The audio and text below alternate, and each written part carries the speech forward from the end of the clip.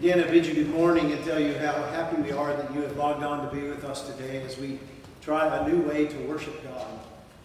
I'm holding in my hand one of my father's walking sticks. His name was Bill, and as he aged in his life, he needed the help of a cane, and he had a collection of them that he kept by the door.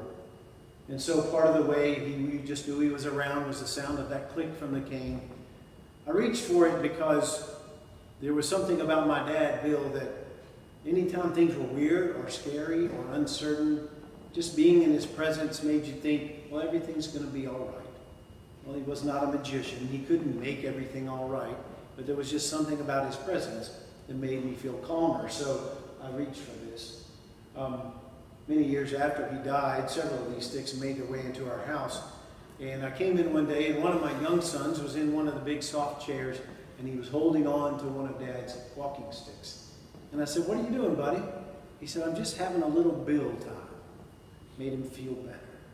So I needed this stick this weekend to have a little Bill time while we're going through all of the chaos that's around the coronavirus and trying our best to make wise and good decisions.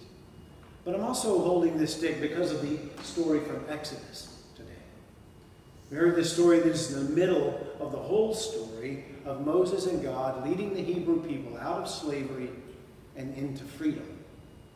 Moses walked with that stick, and I would imagine it was just his daily walking stick.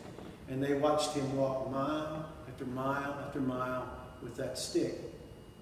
But the stick was also the tool that Moses and God used to let the Hebrew people know that when God's people are in need, God shows up, to quote a friend of mine. The stick was used to turn the Nile red when he was in a battle with Pharaoh. The stick was used to part the Red Sea. God and Moses parted the sea so the Hebrew people could go across on dry land.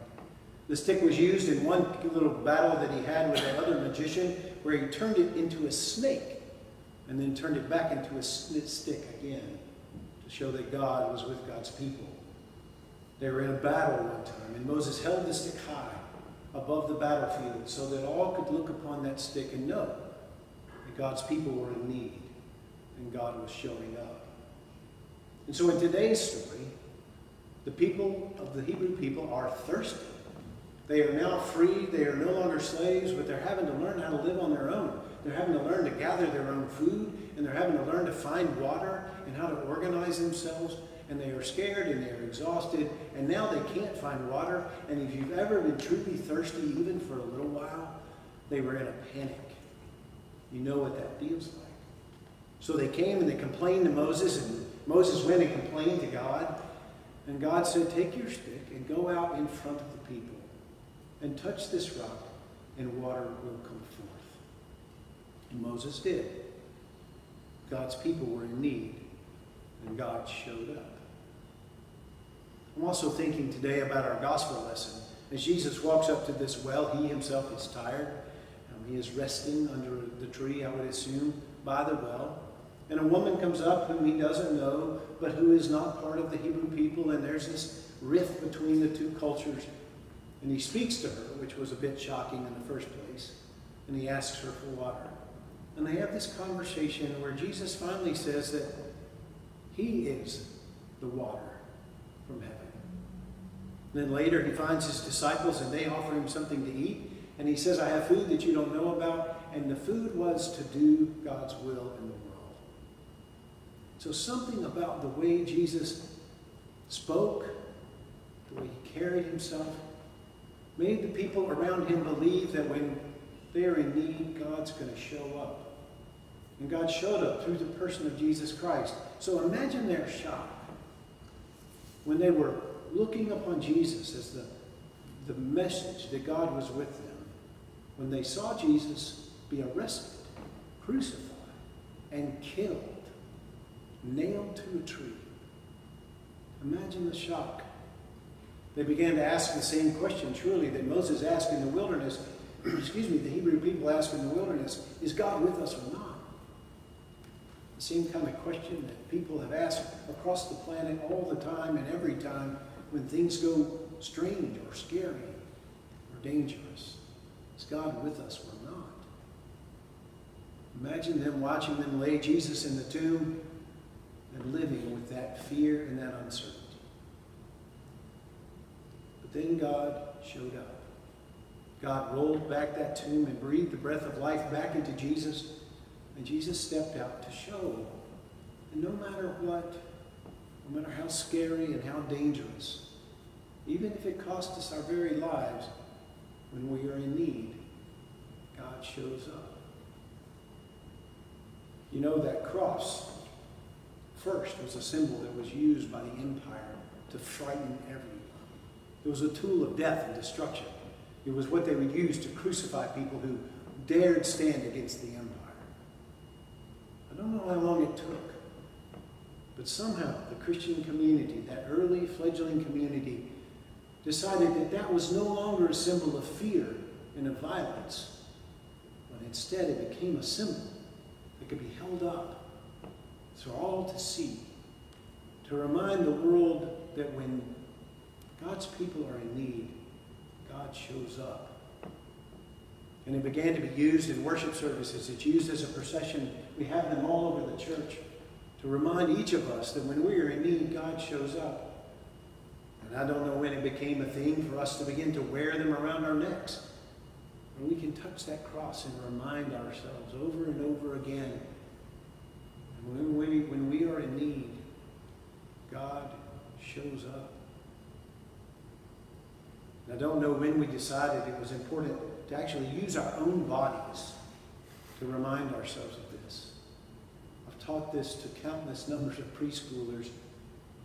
God be in my head. God be in my heart. God be in my left hand. God be in my right hand. God be in my whole life. The symbol to remind me God is with me. The symbol to remind all of us that God is with us. That when God's people are in need, God shows up. When things are going well, when everything is happy and healthy, we can smile and sing a song of gratitude. God is in my head, in my heart, in my left hand, in my right hand, in my whole life. When problems arise, like the sweet children's book, a problem that none of us want and none of us caused, we scowl at that problem and we try to shoo the problem away. But in our scowl, we can say, God is in my head, in my heart, my left hand, in my right hand, my whole life. And when things get really scary, like when a coronavirus hits the whole planet, and none of us really know what to do, and we listen carefully to the experts, and we respond, and we try to do all the things we know to keep our families and our friends and ourselves healthy, we can say, even through our fear, that God is with me in my head, in my heart, in my left, in my right, in my whole life. And even if the thing that we are most afraid of takes our life, we can, in our last breath, say that when we were in need, God showed up. God is here, head, heart, hand in hand, my whole life. I invite you now, during this season of uncertainty, to keep that in mind always.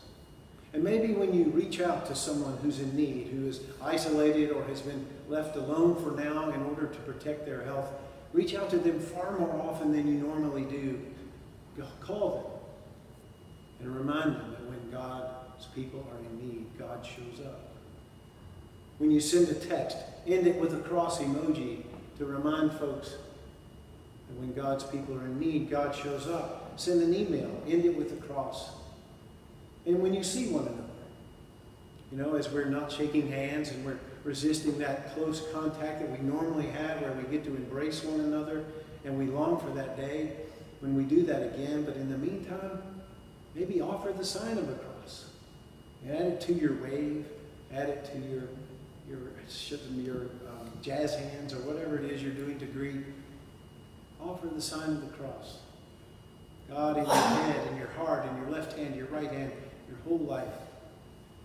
To remind yourself, to remind each other that when God's people are in need, all of God's people, everyone on the planet, God shows up.